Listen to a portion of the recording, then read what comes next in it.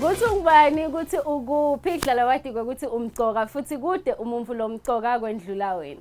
Anginibingelele ngiphindze nginemukele babukele elihlelweni lenu Tandla Nenkhondlo. Lokubingelelako ngifortunate Mabuza. Elihlelweni ngembukeli ngidaba nginaye Nenkhondlo wethu kanye naloyo lo wenda umsebenzi weTandla. Sitawucala ke mbukeli ngaye Nenkhondlo wethu wanamuhla lokho Christian Mars the poet.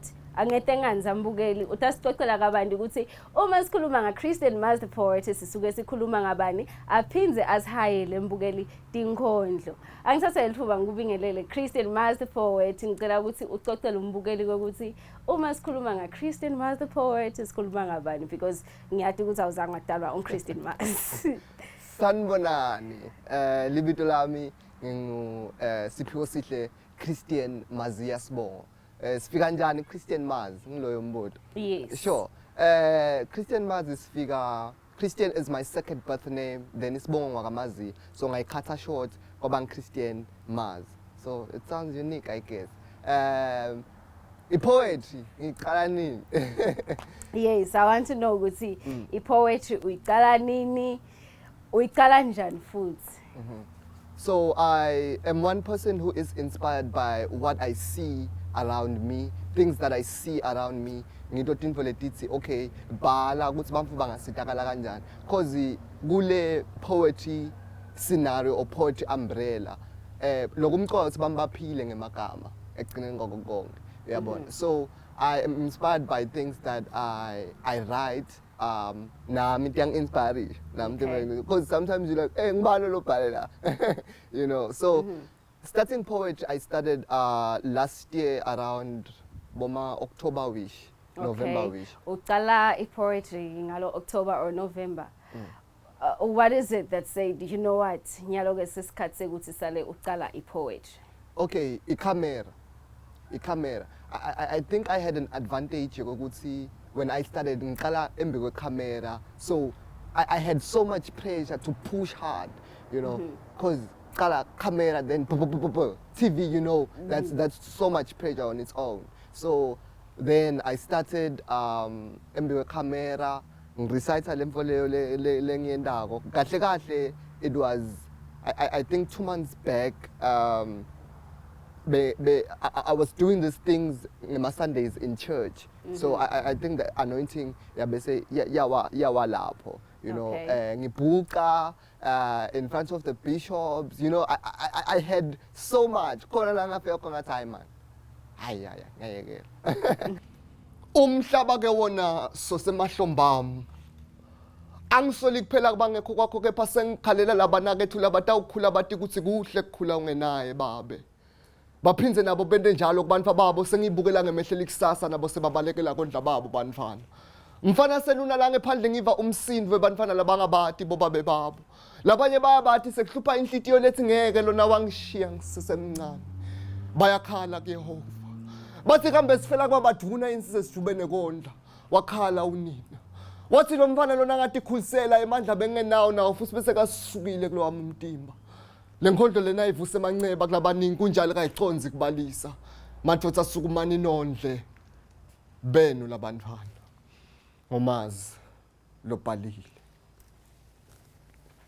You know, so okay nako uyayiqala poetry yakho uhle uba nako kubhayifayiza kancane. So who motivates you ukuthi you know what lo kwendako impossible ichubeka ukuthi uyende? Sure, I think things that I read most of the time ngito leting motivatako, things that I see around me and other poets yes from outside nabo they do inspire my work and my craft ukuthi iqhubeke ikhule to whatever, but I feel like for me it's just deeper than writing, you know. Swaziland just should expect more in me. Okay. So it's just deeper than the writing, it's just deeper than poetry on its own. It goes into saying bayaphila in band. Okay. You know, because bangakaphili shothi asikwendi lele. You're not doing the right thing. Know. Okay, since uthi unemnyaka of poetry, sure, and you want people ukuthi baphile through your poetry. Sure. So bathini bampu solo uqalile nje kuba ngisonkhondlo lo hamba kwenzaweni ayo perform and everything. Sure. I think I'm getting a lot of positive yes, lamanye, comments, you know, vele kufanele ngeke konke kwente nje. Kwenta njena konke kusho ukuthi something is wrong.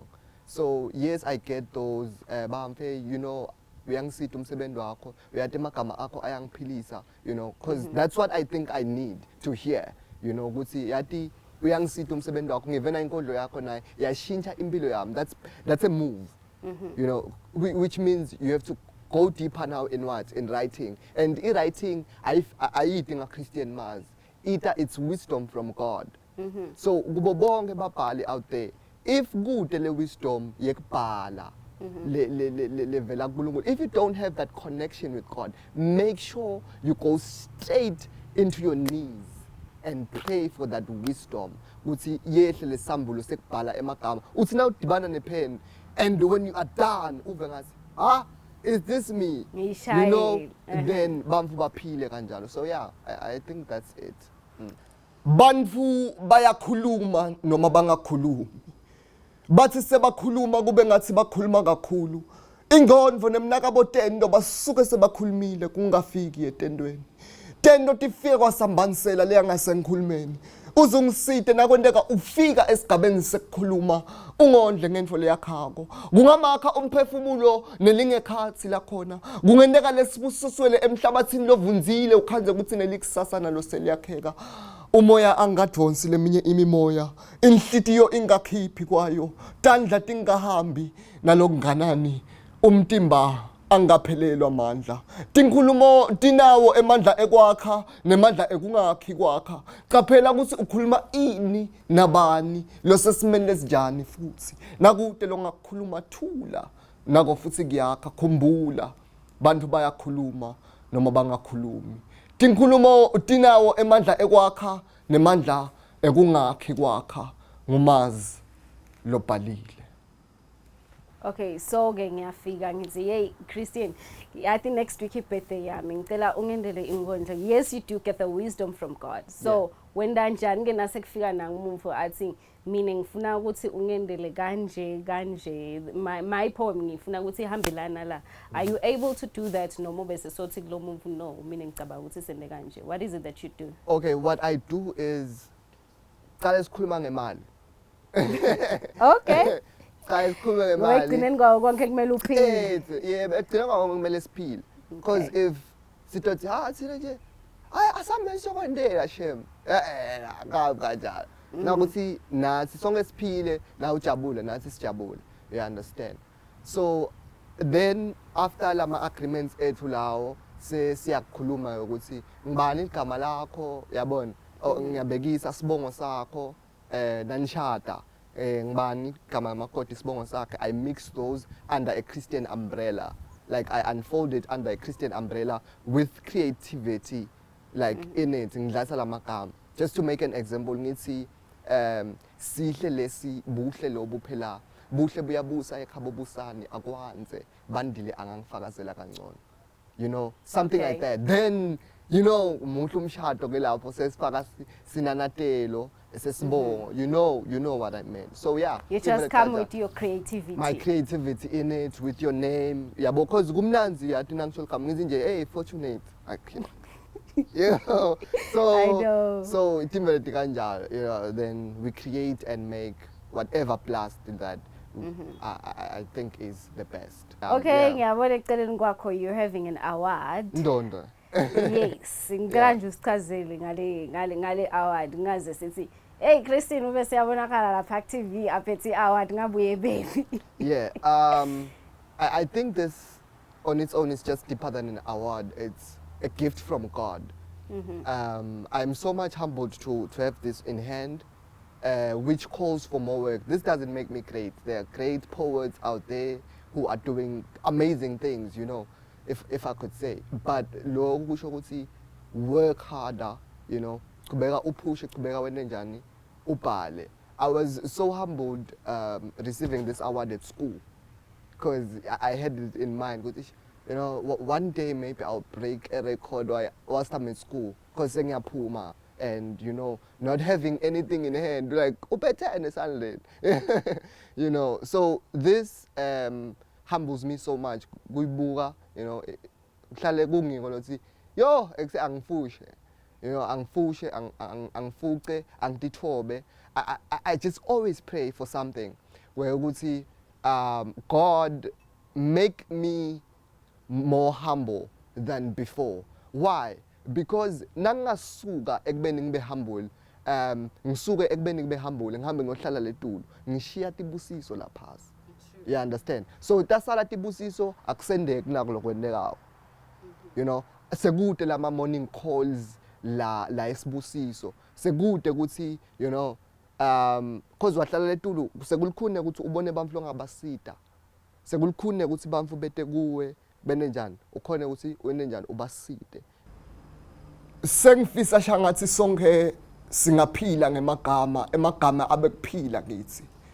Siyabona nadoke naboke bacabanga ukuthi asibone thine siyabona, bacabanga ukuthi asiva thine siyeva, baphindze bona futhi bacabanga ukuthi asiphili thine siyaphila.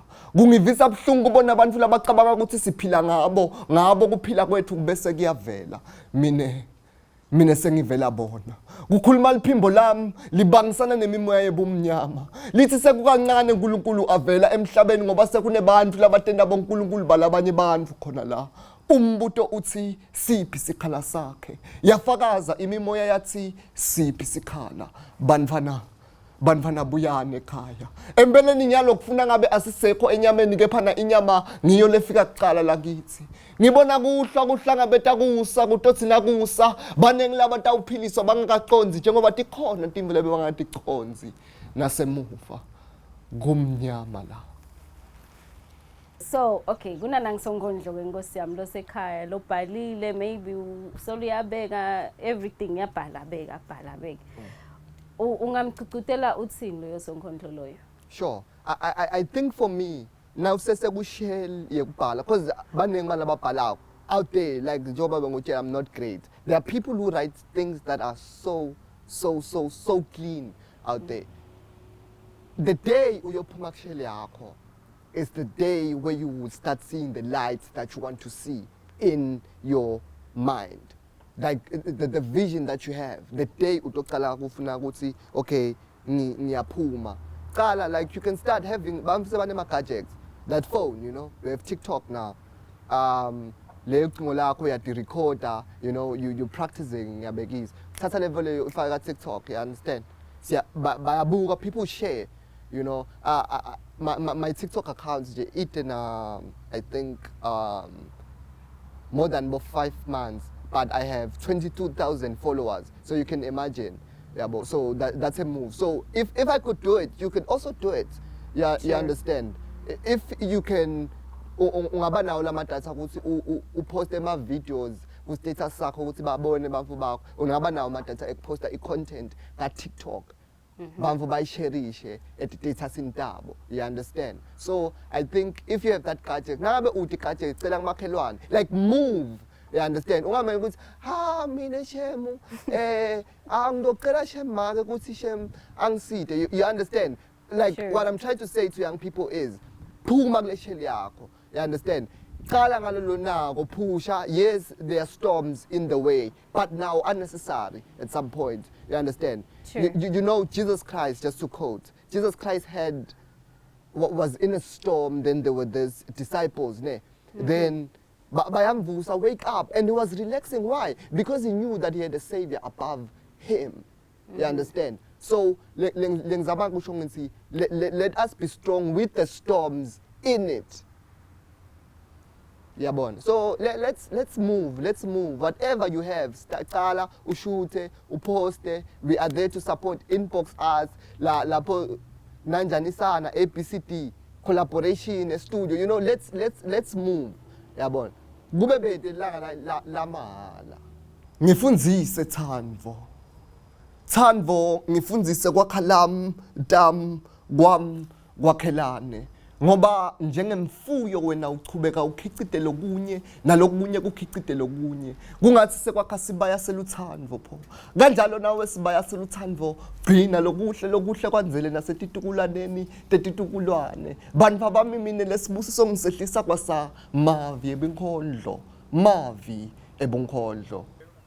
Ngiyethemba mbukeli ukuthi kuningi lokufundzile ku-Christian Mars the poet futhi watithokotela nato tinkhondlo takhe. Sitawuchubeka nalolu hlelo ke mbukeli siye kuThemba Inkosi Mabuza lo artist. Sitawubona ke mbukeli ukuthi uthi uyi-artist nje yini kahle kahle lokhu la kwendako. Mbukeli sesinayo i-artist yethu yanamuhla lokungithemba Inkosi utasichazela ke Themba Inkosi ukuthi wenda hlobo luni lwemsebenzi weTandla. Unjani Themba Inkosi?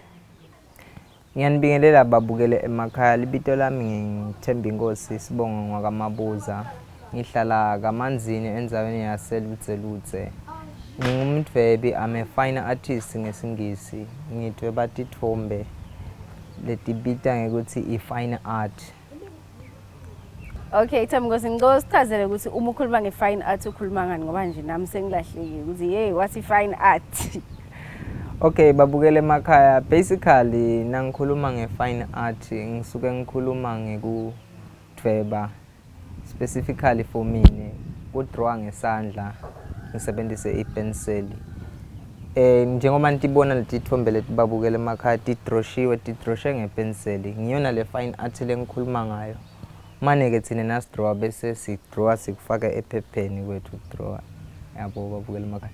But lengakusho nje about i-fine art is kuba creative nje utakhele maybe tinto from engqondweni yakho or letinye tithombe efaka ikhathi letabona Nelson Mandela ne former prime minister utikopa from i-reference noma kuletinye tithombe ngicansi i-fine art babukele emakhaya ngiloko lengicetha ukuchaza nyalo ngik-understanda kwami. So okay, when you draw using a pencil 9. Babukele emakhaya for now ngisebenzisa i-charcoal pencil nema pencil senguthi nje ngisebenzisa ma pencil asecopheleni lesetulu ngathi ngale limi la George ngema quality pencils la kangwane lesinawo ngiceshe even lonke sinawo futhi kuthiwa ama charcoal pencil nema graphite pencil ngona lengenta ngawo nje lo msebenzi weTandla uma uthi uthatha kubuka nje i-charcoal pencil ngile pencil lengathi idim kancane ikharalisha kube mnyama ngisho kanjalo esisona. So soneminyaka lenganani nje solo wenda lo msebenzi wakho weTandla using the charcoal pencil? Ngicangisi babukele emakhaya from now ngina close to 4 years solo ngacala lokwenda lo msebenzi wokudraw. Ngicaleka ngisemncane kakhulu primary bengisadraw ama cartoon ke lapho bengisengakabi serious ngekudraw lo msebenzi weTandla. Ngicangisi lokho ngisite kakhulu babukele emakhaya kubona elamanye ama-artists lamadzala ku-industry adraw abamvu nami ke ngaba nesifiso sekufuna ukudraw abantu njengoba nitibonela nje letithombe lana babukele emakhaya tidroshiwe. Okay, so ngaphandle kokuthi udraw abantu khona yini lokunye ukudraw noma wena ubhekana ne-human being njengo? Ngasho babukele emakhaya ukuthi cishe lekutithombe letiningi nyalo ukuthi ngidraw abamvu kodwa ngeke ngitidraw tithombe letikhulumako letinesithombe mcondo ngasho kanjalo. Uma ubuka nje lesithombe lesa lapha yale lengisdraw bekungumsebenzi omkhulu ngathi bekuyi-project babule whereby bengicollaborate with i-poet Nenkhondlo ngeSwati ngisho kanjalo babukele emakhaya. Sikhiphela icassette nje ngicabanga ukuthi kule nyanga lephelile babukele emakhaya. Lokusho ukuthi angigcini ngekudraw umuntu kuphela. Ngiyatidraw netithombe lapho khona ngitawuchaza ngendlela lengiva ngayo. Maybe lingekhathi lami ukuthi ngiva kanjani uma ngidraw.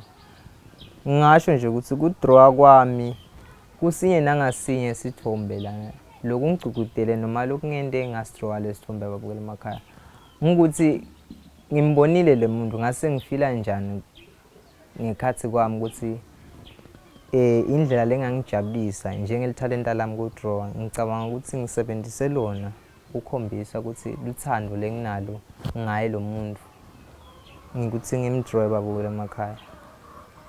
Okay, so ngiyatibona Tfombe so ubadrawile ngabona kunabo black coffee okay na kulo 4 years wakho lothi uyadrawa ngawo bobanje lo ngasho ube proud uthi yabo ngamdraw ngamnika isithombe sakhe waba happy wathi yabona mfethu even next time ngifuna ukuthi ukunike lesinye. Babukela emakhaya as a fine artist umdwebele nginguye ngingabadrowa ikakhulu ema artist akhona la kangwane ukufaka ekhathi bo ilapen boy ngingabadrowa bakhombisa inshisekelo yokuthanza umsebenzi wami nalabanye bomeyo ngingabadrowa nabo bakhombisa nabo ukuthanza umsebenzi wami. Lengakusho babukela emakhaya ukuthi kulo msebenzi lona umncane noma umdzala akukhathalekile kuya ngekuthi iexperience lenayo inganani and uable kubona noma ngangiphi artist maybe mhlaba wonke na unenhlanhla noma emacenselweni tudane nelive. Okay, ngiyakuva uyasho ukuthi ungabona ama artist mhlaba sekukhona yini ngazi usunenzaba mana ufuna ukusicocela sekukhona yini artist yasithi nje ngephandle yale cha sengivile yabo ila ngephandle kwaleli losoke wahlangana nabo bathini bona nababona umsebenzi wakho eTandla. Babukela emakhaya kukhona nje kulamalanga lengingadibana nayo bathi ngibig Zulu mane inkinga lo msebenzi wakhe la lesithombe le drawing ayisekho lokusho kona ukuthi babukela emakhaya ema artist akagcine ukudumisela ngalo msebenzi aphinza awuthathe lo msebenzi wakho awugcine noma akumakethe ngawo yabo babukela emakhaya ngako lengakusho ukuthi lo msebenzi uma uyidrawile le artist waba naso lesikhathi sekuyitfola noma sekuhlangana nayo uba semathubeni lamahle kakhulu. Okay, yes ngiyeva ukuthi uyayithola exposure phinze umarketeke. Now ubuka isupport when it comes to timfo letinjengaleti lotendako wena la event lethu ubona kukanjani? Babukela emakhaya bengaba nesicelo nje kuhulumende weMaswati kona siyabona ukuthi lunyawo selishintshile la ngakithi sekuyacala kuyabonakala la siyakhona kodwa besingaba nesicelo nje sengikhulumela ema artist onke la drawako la kangwane sokuthi iindustry yethu ezema fine artist seke ithatheke serious kutawucugudela insha le semva kwethu ukuthi nayo uma ifisile ukudrawa ingadrawa and kupossible ukuphila ngeart kuthi nje sicele ukuthi kuhulumende weMaswati uma ngabe kukhona sponsor la ngatizama kakhulu kuleli hlangothi le material la kangwane siyashodela imaterial yekudrawa yekwenta lo msebenzi lele secupheleni lelisetulu noma ngithi lesezingeni lesetulu babukela emakhaya siyayidinga bekungaba nje sicelo kuhulumende weMaswati ukuthi abemane Nkosi yami asibonelele kulelo hlangothi. Okay ungathini kubamfla abasha labanalo likhona noma ngabe la nemsebenzi eTandla ukuthi phela nabo kube khona labakwendako ukuze ba connect iphilisi. Umlomusha ngamkhuthata ukuthi uma akhona lo wendako noma lunesifiso sekwenda lo msebenzi ngingacala nje ngekukhuthata abatali emakhaya ukuthi uma khona umfana labanaye bangamaleli noma bangamvaleli ngalelo talenta lanayo esikhundleni bamsupport asesemncane bamnike lelithando lekwenda leyo msebenzi because ngalana babukela emakhaya eqinisweni kukhuluma liqiniso lonke nje ukuthi sikhathi lesidingekako lana kwenda lo msebenzi siningi kakhulu kona ngiya-understand ababukela emakhaya noma uthi lo msebenzi lona uthatha isikhathi lesiningi, which means umntwana akasesikolweni uyasidinga nesikhathi sesikole. Sekungaba kumntwana-ke lo futhi sekwenta lo msebenzi ukuthi akhone ukubhalansisa, kumatanisa nemisebenzi yesikole ukuthi ngalesikhathi lesi wenta ini ngalesikhathi lesi. Ngiyacucudela nje esivini seMaswati ukuthi kuwo wonke umntwana lofisile kwenta lo msebenzi ukuthi angawenda bangatiphilisa ngawo lo msebenzi kuyaphileka. Njengoba sengichazile ma-benefits ekwenta lo msebenzi ukuthi uba senhlanhleni nasemathubeni ekubona wonke noma ngangiphi i-artist ngalo msebenzi. And ngiyathemba ukuthi njengoba sengicudele kule art industry ukuthi i-support sitayithola kakhulu letawenda ukuthi kule industry yethu sikhule sindlondlobale sibe baningi kakhulu. Angibonga. Thank you so much Thembigosi for isikhathi sakho. Ngiyethemba ukuthi babukeli kuningi labakufunzile kuwe. Siyabonga kakhulu bamabukele emakhaya. Sithembe ukuthi kuwo wonke umntwana lonesifiso sekudrawa Nkosi yami. Siyathemba ukuthi batali batamsekela bamkhuthade awende lo msebenzi, angagcini ngekuthi afune kwenda, afise nekufunza kiwo lo msebenzi. Angene nasetinkhundleni tekuchumana lapho khona kunaboma YouTube lapho khona angabukela ukuthi lo msebenzi wendiwa njani, akhona ukutilolonga kuleli khona lanalo lekudweba. Sentibonele ke babukeli ukuthi eMaswati ayatisebenzisa tandla tawo kwenda yona imisebenzi lemihle. Lengakusho nje kunigcugcutela Maswati lamahle ukuthi phela asupportaneni sitawukhona ukuthi sichubeke nayo impilo. Kwanamuhla hlelo silibeka khona lapho lokuvalelisako nguFortunate Mabuza. Goodbye and God bless.